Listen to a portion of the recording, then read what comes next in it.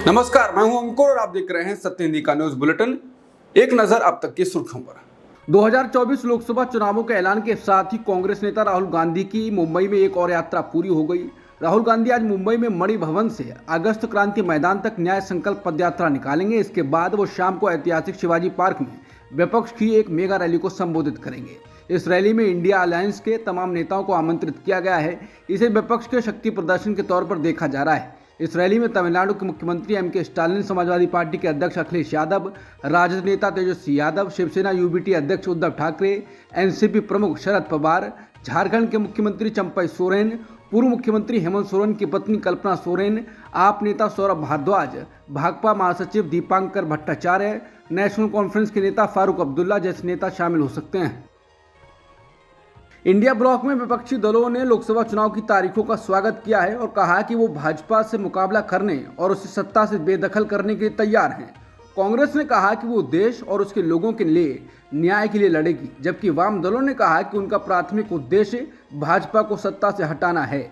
आम आदमी पार्टी ने वोटर से तानाशाही और गुंडागर्दी के खिलाफ वोट करने की अपील की है।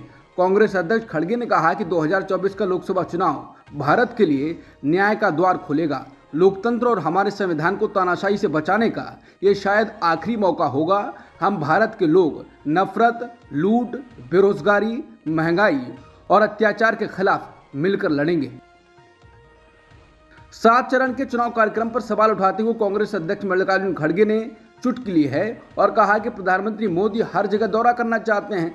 उन्होंने कहा कि चुनाव 3 या 4 चरणों में पूरा हो सकते थे। उन्होंने कहा कि हम इस बात को लेकर चिंतित नहीं हैं कि क्या होने वाला है, लेकिन मोदी 7 चरण रख रहे हैं। इसका मतलब है कि वो हर जगह दौरा करना चाहते हैं। उन्होंने कहा कि देश में मैंने भी लगभग 12 चुनाव लड़े हैं और मुश्किल से 4 चरण होते थे, कभी कभी ये 1 चरण का भी होता था। मैंने 2 चरण भी देखे हैं, लेकिन अधिकतम 4 होते थे। उन्होंने कहा कि चुनाव के दौरान 70-80 दिनों तक सभी काम बंद रहेंगे, सामग्री की आपूर्ति नहीं की जाएगी और बजट भी खर्च नहीं किया जाएगा। तो मेरे अनुसार ये अच्छा नहीं है। लोकसभा चुनाव से पहले मध्य प्रदेश में बीजेपी को बड़ा झटका लगा है। राज्यसभा सांसद अजय प्रताप सिंह ने शनिवार को पार्टी से इस्तीफा दे दिया। नाराज राज्यसभा सदस्य अजय प्रताप सिंह ने कार्यकर्ताओं की अनदेखी करने का आरोप लगाया। उन्होंने अपना इस्तीफा बीजेपी के राष्ट्रीय अध्यक्ष जेपी नड्डा को भेजा है। सीधी में पत्रकारों से बात करते हुए सिंह ने आगामी लोकसभा चुनाव के लिए भाजपा की उम्मीदवार चयन प्रक्रिया पर चिंता जताई। ये दावा करते हुए कि भाजपा की कथनी और करनी में अंतर है। उन्होंने कहा कि मुझे आज की भाजपा मेरे लिए उपयुक्त नहीं लगती है। आंध्र प्रदेश से भाजपा के राज्यसभा सांसद सीएम रमेश ने 1098 करोड़ का सुन्नी जल विद्युत परियोजना का कॉन्ट्रैक्ट हासिल करने के कुछ सप्ताह बाद 5 करोड़ के चुनावी बॉन्ड खरीदे। ये किश्त त्रिपुरा, मेघालय और नागालैंड में विधानसभा चुनाव से ठीक पहले खरीदी गई थी। 2 महीने बाद कंपनी ने फिर से 40 करोड़ के बॉन्ड खरीदे। उनकी कंपनी का नाम ऋत्विक प्रोजेक्ट्स प्राइवेट लिमिटेड है। अक्टूबर 2018 में आयकर विभाग ने कंपनी और रमेश से जुड़े परिसरों पर छापा मारा था। तब रमेश टीडीपी सांसद हुआ करते थे। आयकर विभाग ने आरोप लगाया कि कंपनी ने 100 करोड़ रुपए का गबन किया है। चुनावी बॉन्ड के सबसे बड़े खरीदारों में निर्माण क्षेत्र की कंपनियां भी शामिल हैं। कम से कम 11 कंपनियों ने 506 करोड़ रुपए से अधिक के बॉन्ड खरीदे हैं। सारे बॉन्ड केंद्रीय जांच एजेंसियों की कार्रवाई के बाद खरीदे गए।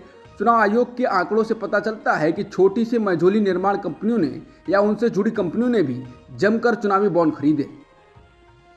दिल्ली शराब नीति मामले में बीआरएस नेता के कविता को दिल्ली की एक कोर्ट ने 7 दिनों के लिए ईडी की हिरासत में भेज दिया है। वहीं तेलंगाना के पूर्व मुख्यमंत्री के चंद्रशेखर राव की बेटी कविता ने राजधानी की राउस एवेन्यू कोर्ट में अपनी गिरफ्तारी को अवैध बताया।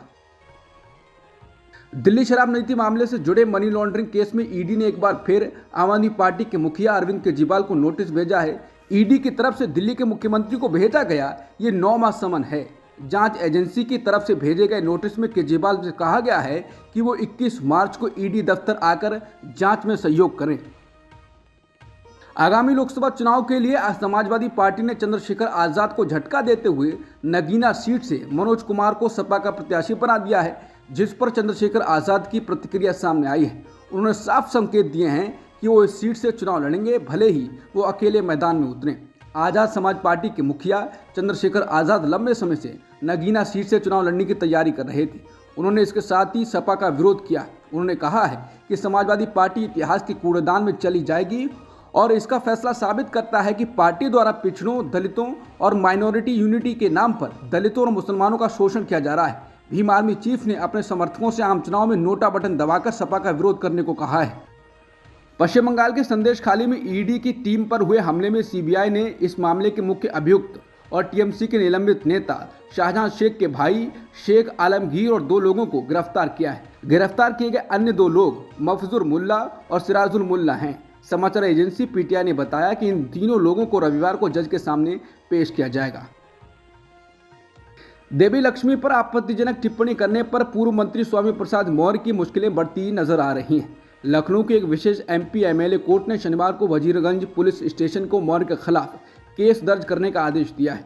कोर्ट ने वजीरगंज थाना प्रभारी को सुसंगत धाराओं में मुकदमा दर्ज कर 7 दिनों के अंदर एफआईआर की कॉपी कोर्ट में भेजने के लिए कहा है। स्वामी प्रसाद मौर्य पर देवी लक्ष्मी पर टिप्पणी कर हिंदू भावना को आहत करने का आरोप है। सऊदी अरब के क्राउन प्रिंस मोहम्मद बिन सलमान ने शनिवार को पाकिस्तान के नए प्रधानमंत्री शहबाज शरीफ को पूर्ण समर्थन देने का भरोसा दिया है। पिछले कुछ सालों से आर्थिक तंगी से जूझ रहे पाकिस्तान को आर्थिक मदद की बहुत ज़रूरत है। ऐसे में सऊदी अरब का यह भरोसा बहुत अहम है। विदेशी मुद्रा की कमी से जूझ रहे पाकिस्तान की मदद करने के लिए सऊदी अरब ने $3 अरब का फंड वहां के बैंकों में रखा है। उसने कई दूसरे तरीकों से भी पाकिस्तान की मदद की है। रेडियो पाकिस्तान के अनुसार क्राउन प्रिंस ने प्रधानमंत्री शरीफ को फ़ोन करके बधाई दी और कहा कि दोनों देशों के बीच भाईचारा है। दिवंगत पंजाबी सिंगर सिद्धू मूसेवाला के घर फिर से किलकारियां गूंजी हैं। सिंगर के निधन के 2 साल बीत गए हैं। इन 2 सालों के बाद सिद्धू मूसेवाला का घर फिर से खिल उठा है। दिवंगत सिंगर की मां चरण कौर ने बेटे को जन्म दिया है। सिंगर के पिता बलकौर सिद्धू ने इस बात की जानकारी सोशल मीडिया के जरिए दी है। बलकौर ने अपने इंस्टाग्राम पर न्यू बॉर्न बेबी के साथ एक तस्वीर शेयर की है। अब तक की सुर्खियों में इतना ही। बाकी खबरों के लिए बने रहिए सत्यहिंदी.com के साथ।